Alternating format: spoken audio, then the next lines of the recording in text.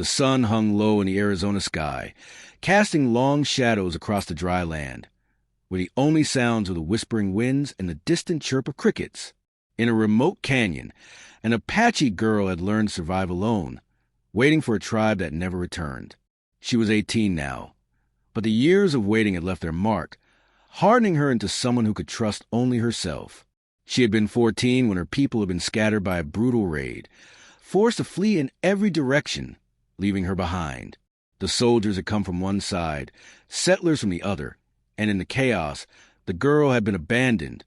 Now, in the solitude of the canyon, she had built her life around the same old routine, checking traps, gathering food and making fire, waiting for her people to come back.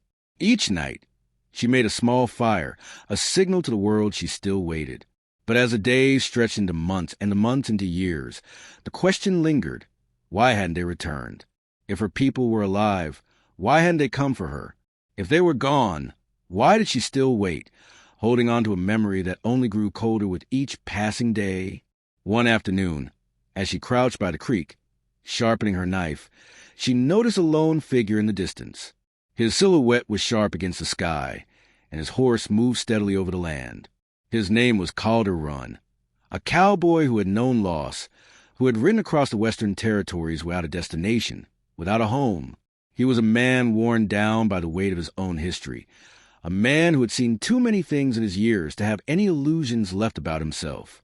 When he spotted the smoke rising from the canyon, he was drawn to it out of instinct more than curiosity. He didn't want trouble, didn't want to get involved, but something about the smoke, the steady plume rising from the canyon floor, told him there was a person waiting there, someone alone. Calder didn't expect to find much. Perhaps a drifter, perhaps a lost soul like himself, wandering to the wasteland of a forgotten land. But when he approached, he saw the girl hidden in the shadows, her dark eyes watching him through brush, knife ready in her hand. For a moment, there was silence between them. She didn't trust him, he could see that, and he didn't blame her. But he wasn't here to bring trouble. Slowly, he lowered his rifle, his voice calm as he spoke. "I won't take what's yours." He set a folded blanket down on a rock and stepped back, waiting for her to make a decision. He didn't press. He didn't demand. He simply offered what he had, a gesture of kindness that carried more weight than words could say. The girl watched him, unsure, her hand still gripping the knife. Slowly, she moved to the creek, drank from the tin cup he had left, and carried the jerky back to her shelter. Each day, the gifts continued, small, simple things. A strip of dried meat, a coil of wire, a sack of flour, left silently in the same spot. She wondered why he didn't ask for anything in return. Why was he helping her? What did he want?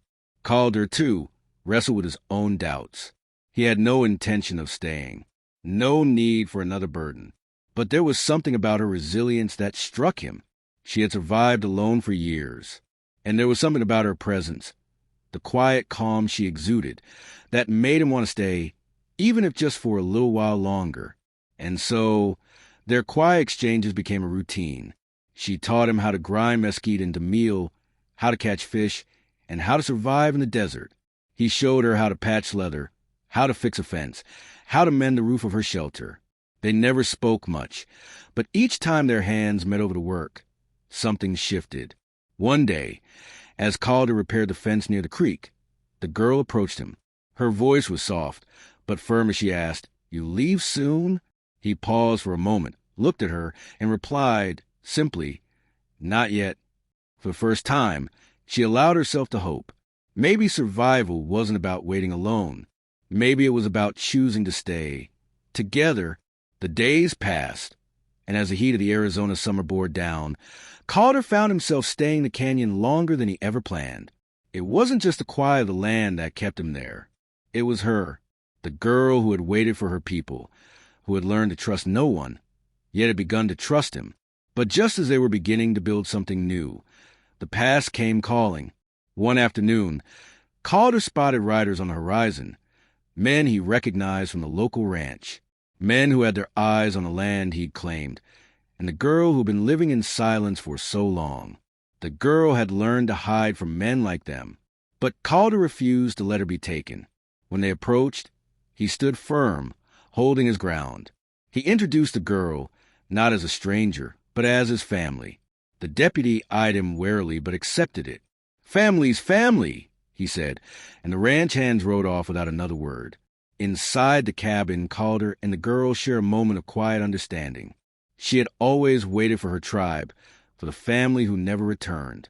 Now, with Calder standing by her, she was part of something new, a family of her own choosing. The days that followed brought more work, more decisions. Calder built a second room on the cabin. The girl stitched a dress from the cloth he brought back from town. They planted seeds in the garden, gathered firewood, and prepared for the season ahead. But there was one question she had to ask him, a question that had burned in her for years. "Why me?" Calder paused, his hand stilling for a moment as he looked at her. "Because you've held this place alone longer than most men could. Because you stayed when everything told you to leave. That's worth more than anything I've seen in years." The words settled in her chest, and for the first time in a long while, she allowed herself to believe that she had found a place where she belonged. Not in the past, not in the memories of her people, but in the quiet moments with the man who had chosen to stay. Together, they faced the days ahead, knowing that the world outside the canyon might never leave them in peace. But inside their cabin, inside their home, they had built something that would not be easily broken. Something stronger than survival. A life shared,